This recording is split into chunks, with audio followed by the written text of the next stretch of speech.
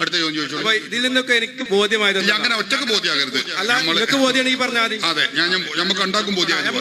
ഇത് കേട്ടോൽക്കൊക്കെ ചിലപ്പോൾ ബോധ്യമായത് ഇതായിരിക്കും. ഇത് അള്ളാഹിനോട് മാത്രം ചോദിക്കണ വലിയ കുഴപ്പമില്ല സംഗതിയൊന്നും അല്ല. അതാണ് സുരക്ഷിതം എന്ന് ഞാൻ വിശ്വസിക്കുന്നു. അതെ, ഞാൻ പറയാം അതിനെപ്പറ്റി. നിങ്ങളെ വർത്താനത്തിന് ഇപ്പൊ ഇങ്ങനെ മുഴച്ച് പൊന്തി നിൽക്കുന്ന ഒരു കാര്യം എന്താന്ന് ചോദിച്ചാല്, നിങ്ങൾ പറഞ്ഞാൽ മുജാഹിദുകളെ പറ്റിയാണ്. നിങ്ങൾ മുജാഹിദ് ആണ് എന്നുള്ള നിലക്കാണ് ചോദ്യങ്ങൾ കേട്ടപ്പോ നമുക്ക് മനസ്സിലാകുന്നത്. നിങ്ങൾ മുജാഹിദ് ആകാതിരിക്കട്ടെ എന്നാണ് ഞങ്ങളെ പ്രാർത്ഥന. എന്തായാലും മുജാഹിദുകളായ ആളുകളുടെ എല്ലാവരുടെയും ധ്വനി എന്താണെന്നറിയോ? ഞങ്ങൾ മുജാഹിദീങ്ങളൊക്കെ ഒരു തൗഹീദിന്റെ ആളുകളെ, ഞങ്ങൾ അള്ളാഹുവിനോട് മാത്രം പ്രാർത്ഥിക്കുന്നു.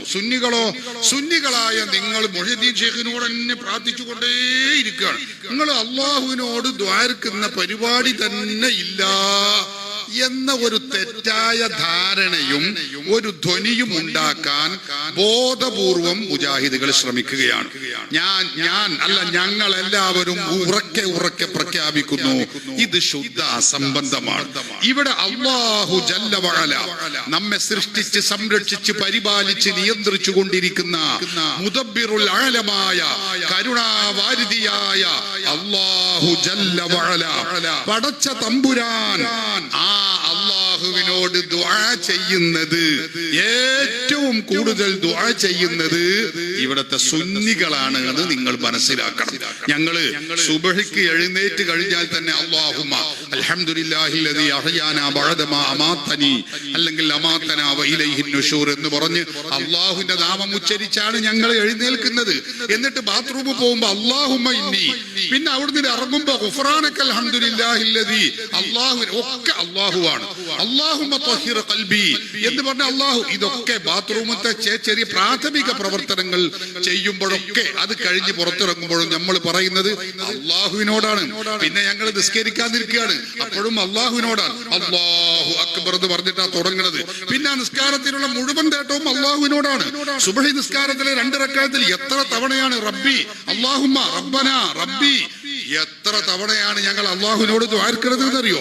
ഇനി അത് കഴിഞ്ഞ് സുബ്ഹിയിലുള്ള 2 റക്അത്തിലെ ഇഅ്തിദാൽ ഖുനൂത്തിൽ ഞങ്ങൾ ഓതുന്നത് എന്താ? അല്ലാഹുമ്മ ഹ്ദിനാ ഫീമൻ ഹദൈത, അല്ലാഹുവേ നീ ഞങ്ങളെ ഹിദായത്താക്കണേ, അല്ലാഹുവേ നീ ഞങ്ങൾക്ക് സൗഖ്യം നൽകണേ, അല്ലാഹുവേ നീ ഞങ്ങളെ ഏറ്റെടുക്കണേ. ഒക്കെ അള്ളാഹുവിനോടാണ്.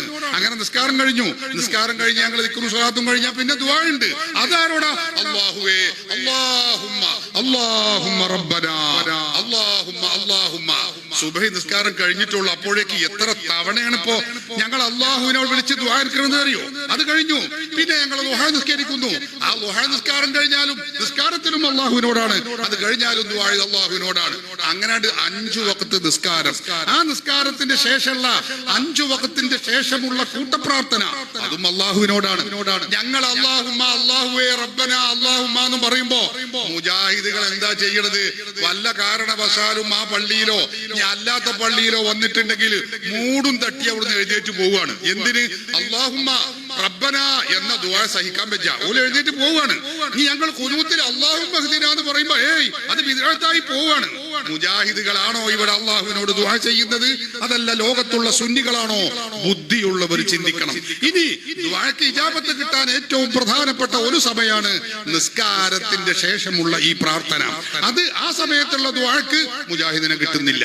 ഇനി അത് കഴിഞ്ഞ് നല്ല ശറഫാക്കപ്പെട്ട രാവുകൾ, വെള്ളിയാഴ്ച രാവുകളിൽ നമ്മളൊന്ന് ദുആർക്കുക, എല്ലാവരും ഒന്ന് വരി എന്ന് പറഞ്ഞ് ഞങ്ങൾ സ്വലാത്തു ചൊല്ലുകയാണ്. എന്നിട്ട് ദുആർക്കുകയാണ് അല്ലാഹുമ്മ റബ്ബനാ അല്ലാഹുമ്മ അല്ലാഹുവേ റബ്ബേ എന്ന് പറഞ്ഞു ദ്വാരക്കുമ്പോ അപ്പോഴും മുജാഹിദ് മൂടും തട്ടി പോവാണ്. അത് ശിർക്കാണ്, ബിദ്അത്താണ്, വലാലത്താണ്.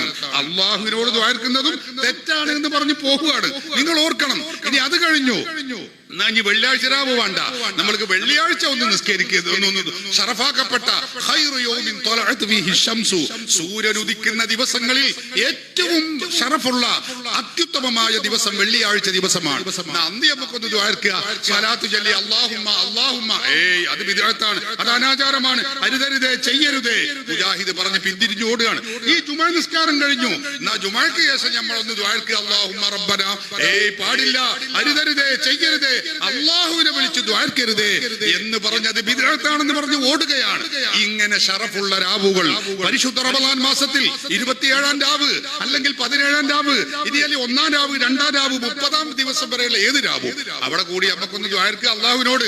അല്ലാഹുമ്മ റബ്ബന ഒന്ന് നമുക്കെല്ലാവരും കൂടി പടച്ചവരോട് മനസ്സുരുകി ഒന്ന് ദ്വാർക്കാം എന്ന് പറയുമ്പോൾ അത് ബിദ്അത്താണ്, അത് അനാചാരാണ് എന്ന് പറഞ്ഞ് അള്ളാഹുവിനോട് ദ്വാ ചെയ്യുന്നതിൽ നിന്ന് പിന്തിരിയുന്നു എന്ന് മാത്രമല്ല, വല്ലവരും അള്ളാഹുവിനോട് ദ്വാ ചെയ്യാൻ വേണ്ടി ഇരിക്കുന്നുവെങ്കിൽ അവരെ പിന്തിരിപ്പിക്കുന്ന ആ പിന്തിരിപ്പൻ ശക്തികളാണ് കേരളത്തിലെ മുജാഹിദുകൾ എന്ന് വളരെ സൗമ്യമായി അവരെ ബോധ്യപ്പെടുത്തേണ്ടി വന്നതിൽ എനിക്ക് സന്തോഷമുണ്ട്. അപ്പൊ അതുകൊണ്ട് അള്ളാഹുവിനോട് ഏറ്റവും കൂടുതൽ ദുആ ചെയ്യുന്നത് അഹ്ലു സുന്നയാണ്, അത് മുജാഹിദുകളല്ല.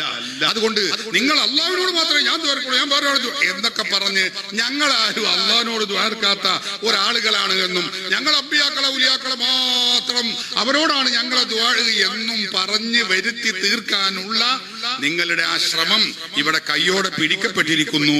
അത് വിജയിക്കുകയില്ല എന്ന് നിങ്ങളോട് പറയേണ്ടി വന്നതിൽ എനിക്ക് വലിയ ചാരിതാർത്ഥ്യവും സന്തോഷവും ഉണ്ട് എന്നറിയിക്കുന്നു.